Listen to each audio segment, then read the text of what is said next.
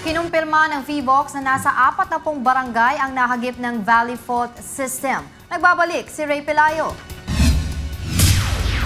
Kapag tag-ulan at pumaapaw itong Marikina River, isa sa mga barangay na unang naapektuhan, itong Barangay Tumana. Ayon sa barangay captain na si Barangay Captain Ancheta, nasa 43,000 ang naapektuhan sa kanyang mga constituent sa barangay na ito.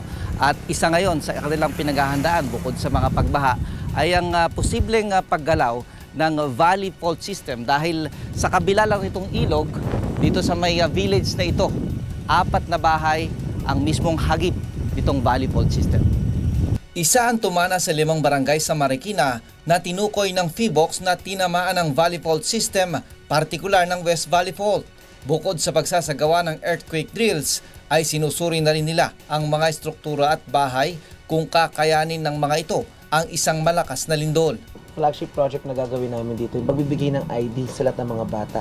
Direct ID na kasama ang kailang blood pressure, ay blood types, blood pressures, of course, everything, address, pictures. Kasi pag naglindol yun, lahat clash na eh. Saan pupunta yan? So, individual IDs of all citizens in Barangay Tumana. Ayon sa PHIVOLCS, dapat ay no-build zone o walang nakatayong istruktura sa 10 metrong buffer zone ng fault. Kasi ang ine-expect natin na movement sa West Valley Fault ay yung parang may part na pupuntang kanan, may part din na bababa. So parang ganyan po siya. So yun po yun. Kung ang bahay niyo po nasa ibabaw ng fault, kung ano po yung movement ng fault, pag gumalaw siya, ganun din po yung mangyayari sa bahay. Bukod sa Marikina, 9 na barangay din ang dinaanan ng Valley Fault System sa Quezon City.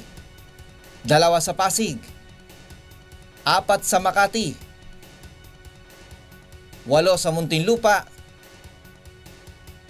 at pinakamarami ay ang sa Taguig na umabot sa 12.